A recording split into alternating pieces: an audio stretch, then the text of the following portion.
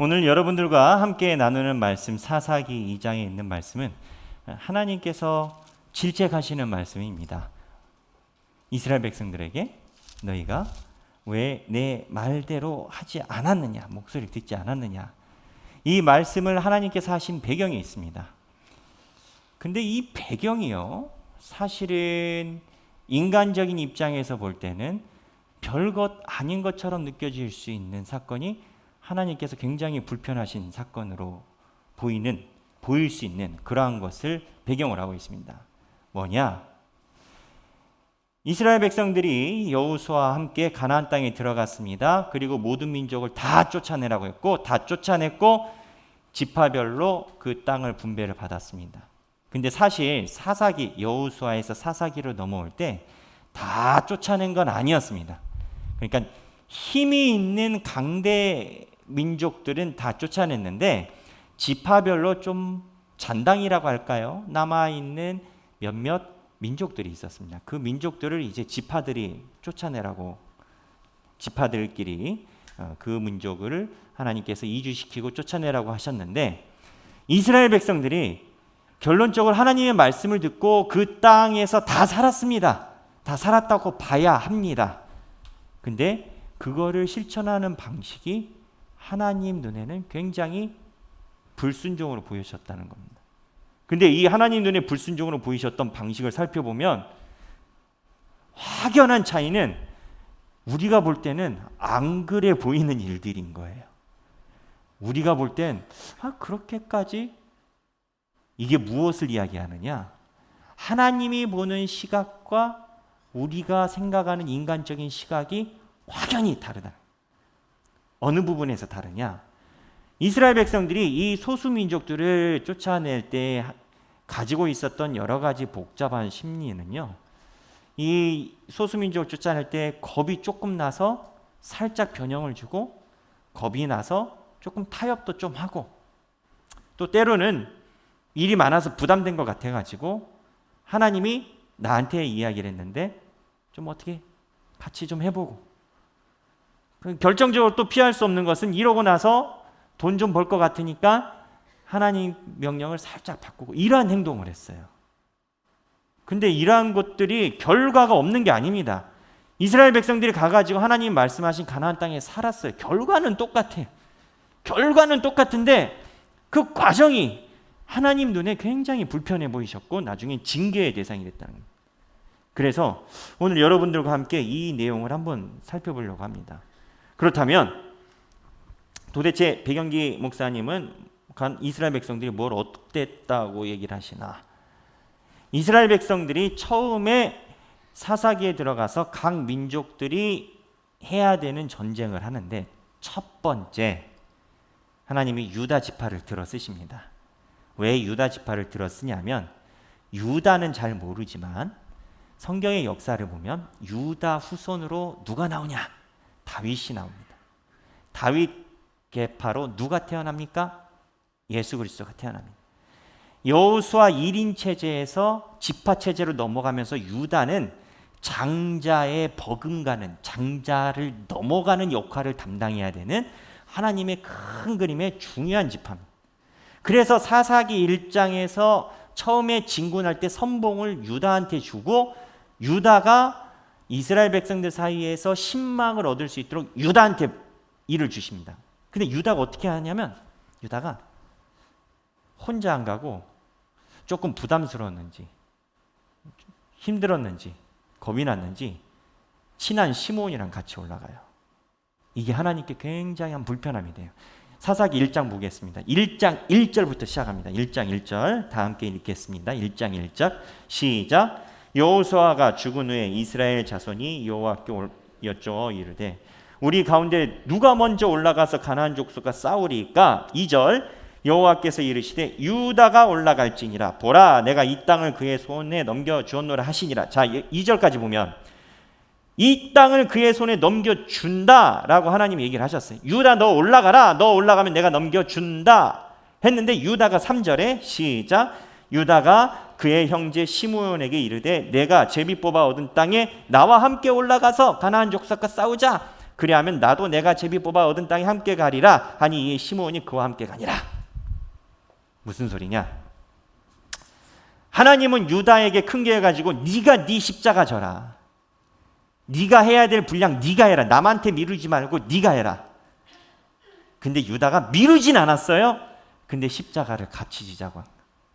이게 표현이 좋은 겁니다. 같이 지자는 게. 근데 같이 십자가를 지자는 게 아니라 나 혼자 하기 힘드니까. 이거를 인간적인 각도로, 다른 각도로 보면 형제가 동거하여 연합함이. 근데 하나님이 연합을 하라고 할 때가 있고 네가 네 십자가 지라고 할 때가 있어요. 하나님이 연합하라고 할 때의 명령과 하나님께서 네가 네 십자가 지라고 할 때의 명령이 달라요. 근데 유다는 하나님께서 분명한 계획을 가지고 유다 네가 올라가라 그러면 내가 승리 줄게 했는데 유다는 자기 십자가 너무 무거운 거예요. 우리도 그럴 때가 있어요. 분명히 누가 생각하고 내가 기도를 해도 이건 내 일이에요. 하나님이 나에게 주신 일. 근데 너무 버거우니까 누가 같이 하자고. 그게 연합일까요? 아니면 서로 품앗일까요? 뭐 결과적으로 십자가를 지긴 졌으니 십자가를 졌다라고 말할 수 있겠지만 결과적으로 하나님께서 원하시는 방법은 아니야. 왜 이렇게 지게 될까요? 하나님이 분명히 승리를 주신다고 했는데 하나님의 관점으로 사물을 보는 게 아니라 인간적인 생각이 들었어요. 내가 힘드니까. 내가 겁나니까. 교회 일에서 직분을 맡아서도 마찬가지예요. 내가 힘드니까. 겁나니까. 근데 하나님이 나에게 주시는 십자가 명확할 때가 있어요. 근데 하나님께서 주신 비전에 대해서 하나님의 입장이 아니라 인간의 눈으로 접근하게 되면 결과도 인간의 방법이 나옵니다. 어떤 결과가 나오느냐? 1장 6절 읽겠습니다. 시작. 아도니 베색이 도망하는지라 그를 쫓아가서 그의 엄지손가락과 엄지발가락을 자르매. 유다 지파가 이랬다는 거예요. 전쟁 이겼어요. 상대방에 있는 적군의 장수 이겼어요. 그랬더니 유다 지파가 한 행동이 뭐냐면 엄지발가락과 엄지손가락을 자르매. 이거는 이스라엘 역사에 없는 전투 방법입니다. 엄지발가락과 엄지손가락 잘리면 평생 어떻게 살까요? 뒤뚱거리면서 삽니다. 중심을 못 잡아서. 우리가 이게 엄지발가락이 별거 아닌 것 같지만 대단한 겁니다. 이 엄지발가락이 없으면 중심을 못 잡아요.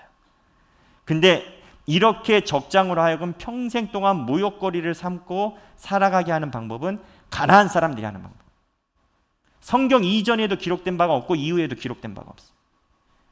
유다가 하나님이 주신 승리를 하나님의 방법이 아닌 십자가 나눠지기로 지더니 결국 그 근본인 세상적인 방법으로 자기의 하나님의 전쟁을 자기의 세상의 방식으로 전쟁의 결과를 가져가는 거예요. 전쟁의 결과가 중요한 게 아니에요. 결과는 똑같다. 아니에요. 하나님이 원하시는 과정으로 결과가 나와야 됩니다. 제가 미국에서 이민교회를 섬길 때였습니다. 제가 이민교회 공부하느라 돌아다녔기 때문에 학교 따라서 제가 미국에서 새 학교를 졸업했는데 그래서 이제 새 교회를 섬겼습니다. 어느 교회인지 찾지 마시고 제가 새 교회 섬겼던 교회 중에 한 교회에서 이런 일이 있었어요. 남성교회가 침체되어 있었습니다. 담임 목사님이 남성교회 회장님께 부탁했습니다. 남성교회가 활성화될 수 있는 방안을 연구해 주시면 좋겠어요. 그랬더니 이 남성교회 회장님이 방법을 연구를 했습니다. 무슨 방법? 전교인 야유회를 할 때 남성교회인들이 제일 많이 모입니다. 그러겠죠? 왜 제일 많이 모이는지 아세요? 자기 아내 되신 분이 음식 준비해야 되니까 안 갈 수가 없으니까 남성교회 그날 제일 많이 모이니까 그날 저녁에 행사를 잡은 거예요. 근데 저는 그게 좀 의아했어요. 왜냐면 행사를 그날 저녁에 잡으니까 점심 먹고 남성교회들만 쑥 빠져버리는 거예요. 그 행사를 그렇게 잡는 것도 뭐 조금 의아했는데 무슨 행사를 잡았냐면 이제 골프 대회를 하셨어요. 우리는 골프가 많이 비싸잖아요. 그런데 제가 있었던 미국은 그때만 해도 18홀을 다 홀로 안 따지고 말이 그렇습니다. 저는 안 가봤는데 하루 종일 골프장을 쓰는데 20불, 30불, 2, 3만 원이면 골프장을 쓴대요. 실제로 그래요. 텍사스도 그렇고 다 그렇고 샌프란시스코도 그렇고. 그래서 이제 골프로 해서 친목을 다지자 해가지고 다 이제 우리 전라도말 짝대기 들고 이제 모였단 말이에요. 근데 골프를 치다가 기분이 너무 좋았어요. 우리 남성에게 기분 좋다. 그래서 어떻게 하셨냐? 기분이 좋으면 거기서 우리가 우리 사랑하시는 주님을 찾고 이렇게 하면 얼마나 좋은데, 그 주님이 아니라 다른 주님을 찾으셨어요. 그래가지고 잔을 들고 꺾고, 그래서 그 다른 주님을 찾아서 꺾었는데, 이게 다른 주님을 찾으니까 과하게 취하잖아요. 취하니까 이제 서로 옛날 얘기 나오다가 싸움이 났어요. 그러다가 육탄전이 시작됐어요. 제가 모셨던 분이 그거 신방하고 수습하느라고 정말 고생하셨습니다. 목사님이. 무슨 얘기냐? 교회에서 모임이 다 좋은 게 아니에요. 하나님이 동고에서 다 모임을 하라고 하잖아요. 맞죠? 서로 가까워야죠. 근데 그 모임이 하나님의 방법이요, 하나님의 결과가 나와야 돼요. 결과적으로는 다 모였어요. 결과적으로는 다 좋았어요. 골프 치고 뭐 형님 나이샷, 아우 나이샷. 근데 나중에 다른 길로 결국은 가게. 아무리 교회에서 화목하다는 것이 하나님 중심적인 하나님의 관점으로 화목한 것이 교회에 화목한 것이지, 세상의 방법으로 풀어가는 게.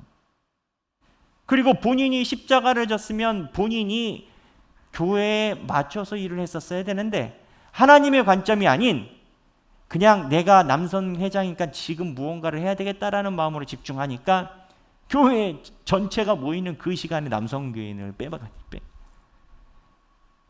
이게 한 예지만, 지금 유다 지파가 갖고 있는 방법은 처음에는 하나님 중심적인 생각이 아니라 인간적인 생각으로 시작을 했다가 결과는 아도니벳에게 손가락과 발가락 다 자르는. 이게 뭐냐? 십자가를 나눠지고 세상적인 방법으로 해석한 케이스. 근데 사사기 1장 이렇게 짚어보면요, 유다가 이런 것만 있는 게 아니에요. 그 다음에 1장 19절에 아주 재밌는 게 있습니다. 1장 19절에 유다가 겁이 나가지고 한 얘기인데, 1장 19절 읽겠습니다. 시작. 여호와께서 유다와 함께 계셨으므로 그가 산지 주민을 쫓아내었으나 골짜기의 주민들은 철병거가 있으므로 그들을 쫓아내지 못하였으며. 원문을 살펴보면 쫓아내지 못한 건지 쫓아내지 않은 건지 해석하기가 애매한 원문이에요. 무슨 얘기냐? 유다가 하나님이 치라고 올라갔더니 철병거가 있는 거예요. 겁이 나니까 닫은 거예요. 그래 놓고 하나님, 제 철병거 있어요. 그러면 하나님 입장에서는 뭐냐? 야, 철병거가 무서워, 내 말이 무서워. 철병거가 무서워서 너희가 못 치는 거야? 내 말을 못 믿어서 못 치는 거야? 이 철병거 예전에도 다 있었거든요. 여호수아 때도 철병거 있었고 다 물리쳤고, 여리고 성은 철병거뿐만이 아니라 가나안에서 제일 센 성인데 하나님이 일으켰어요. 근데 하나님 철병거 무서워요. 여기서 우리가 알아야 되는 건, 우리가 하나님 일을 하면서 겁을 낸다는 게 하나님을 신뢰하지 않는다가 될 때가 있다는 거예요. 여전도 회장님 맡아주세요. 구역진. 이거 회원들이 말이 많고 해결해야 되지 않겠습니까? 목사님, 큰일 납니다. 하나님 뜻이 맞고 한데 큰일 납니다. 저도 그게 하나님의 뜻이라고 생각해요. 여하튼 제가 회장 재임 기간은 아닙니다. 두려운 게 먼저인지 하나님의 음성이 먼저. 사업장에 가서 이런 고민 상담을 해요. 신방을 가서, 목사님, 하나님이 주시는 마음은 이렇습니다만 제가 그렇게 계약을 하기는 어렵습니다.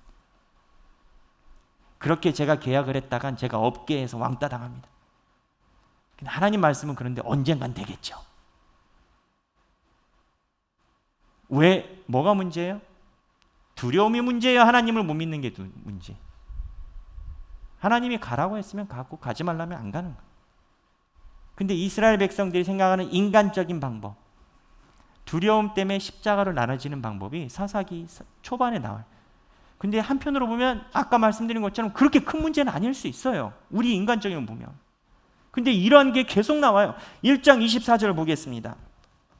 시작. 정탐꾼들이 그 성읍에서 한 사람이 나오는 것을 보고 그에게 이르되 청하노니 이 성읍의 입구를 우리에게 보이라 하며 우리가 내게 선대하리라. 땅을 치러 올라가는데 정탐꾼이 그 땅에 있는 거민 보고 입구가 어딘지 알려달라는 거예요. 사실 정탐꾼은 이전에도 몇 번 나오셨습니다. 일대 정탐꾼이 누구십니까? 여호수아 갈렙. 2대 정탐꾼은 누구십니까? 이름은 안 나오나 기생라합이 등장하죠. 그 차이가 뭔지 아십니까? 2대 정탐꾼 기생라합 같은 경우는 정탐꾼이 너희들 살려줄 테니 나를 숨겨달라 이야기한 적이 있습니까? 없습니까?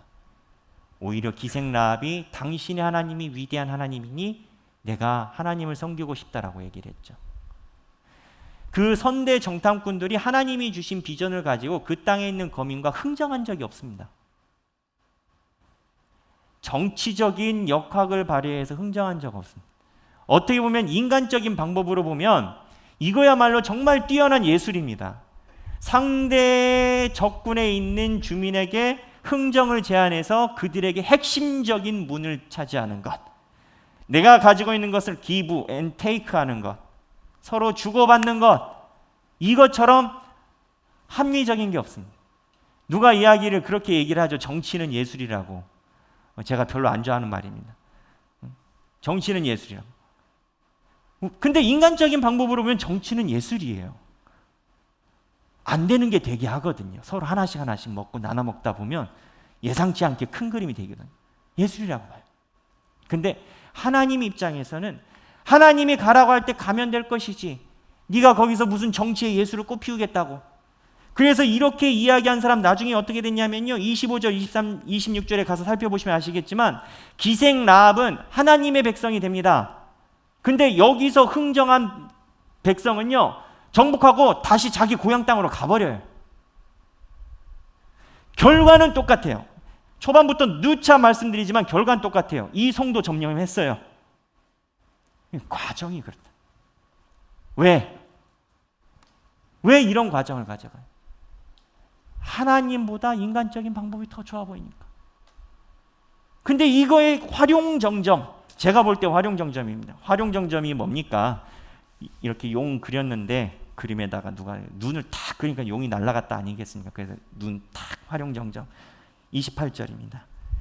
시작. 이스라엘이 강성한 후에야 가나안 족속에게 노역을 시켰고 다 쫓아내지 아니하였더니. 누역 33절 35절에 계속 나옵니다. 무슨 얘기냐? 하나님이 승리를 주셨어요. 야, 너희들에게 내가 정말 세상에서 훌륭한 가문을 만들어 줄게. 교회를 만들어 줄게. 승리를 주셨어요. 근데 이 승리를 주시면 하나님의 말씀대로 정리를 해야 될 거 아니에요? 근데 가만히 보니까 이 가나안 족속을 굳이 쫓아낼 필요는 없다는 이거예요. 왜?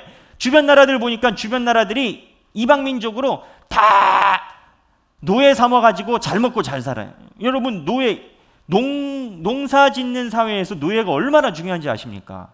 밥 먹이를 하나 하더라도. 그러니까 이런 생각이 드는 거예요. 다 전쟁이 끝났고 평화의 시대인데 다 쫓아낼 필요 있냐? 이득인.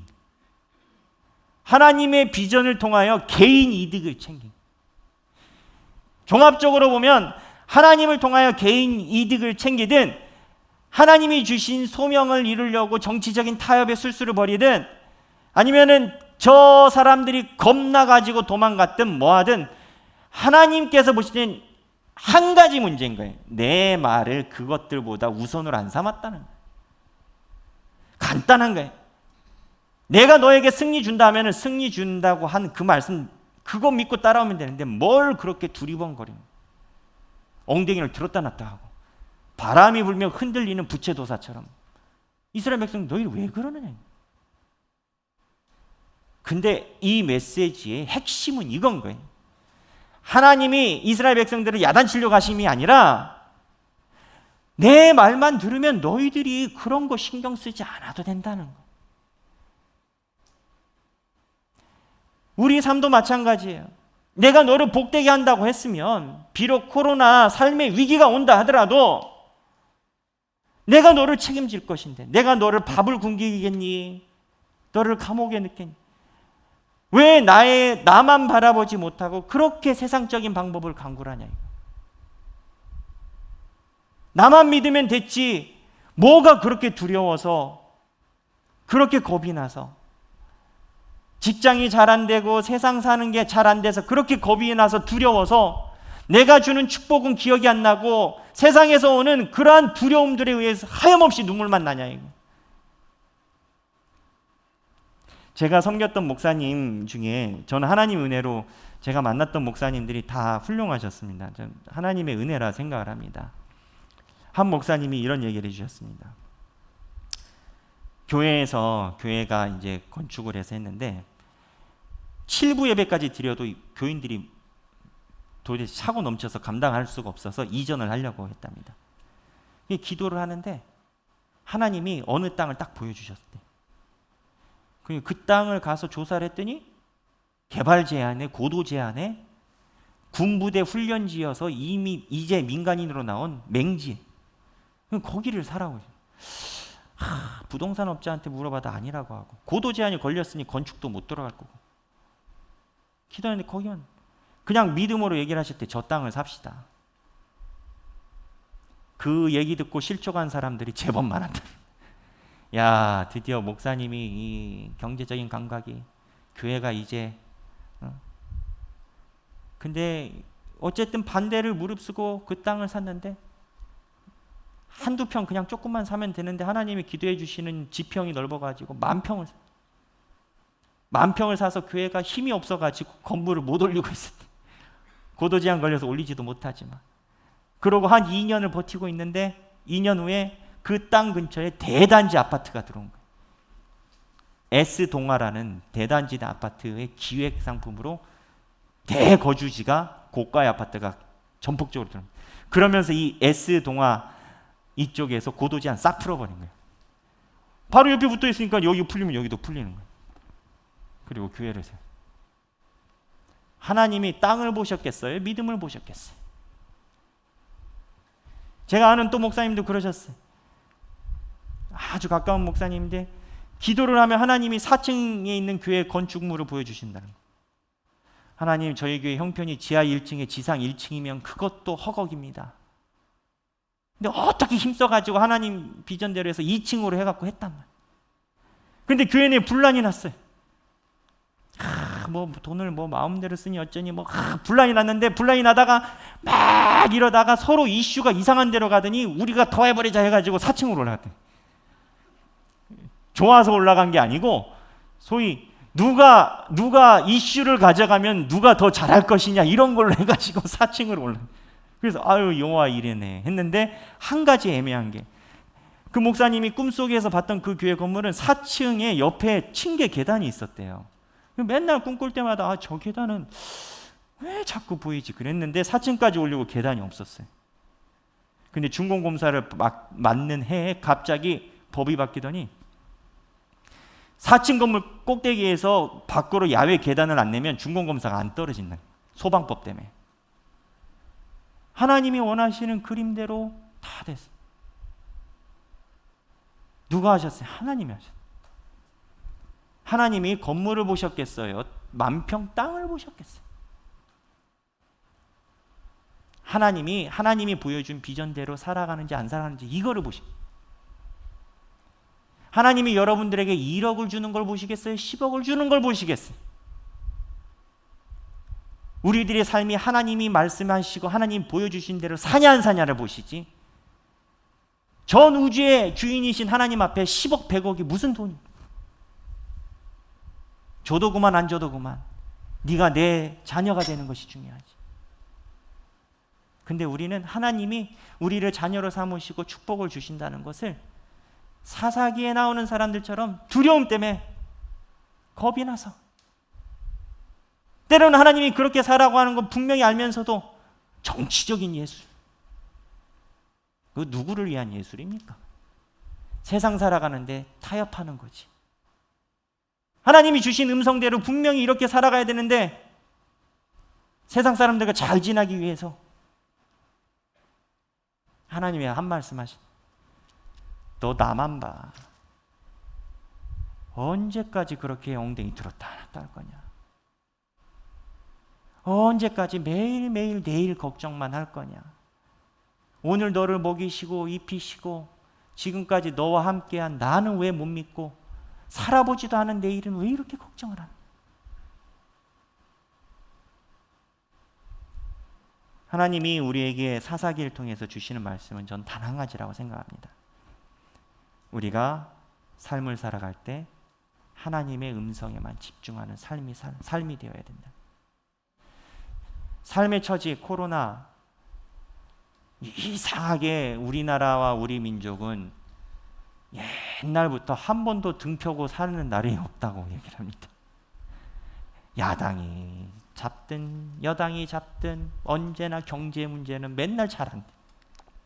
근데 희한한 건 굶어 죽는 사람은 없어. 세상에 몰려오는 풍파를 바라보고 그 안에서 삶의 중심을 잃어버리는 우리가 아니라 하나님만 바라보고 하나님 안에서 살아가는 저와 여러분이 되길 바랍니다. 여러분과 함께 찬양 드리고 싶습니다.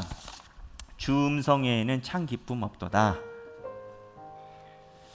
우리 삶의 성전 그림, 우리 삶의 땅은 무엇일까요? 우리 안에서 우리도 꿈속에서 교회가 봤던 것처럼 분명히 우리에게 주시는 비전과 목표가 있는데도 불구하고 꼭 이 교회처럼 그렇게 가지 못할 때도 있을 겁니다. 우리도 하나님 안에서 온전히 주님의 말씀을 따라서 살아가고 그 안에서 주님 비전대로 살아가는 저희가 되길 바랍니다.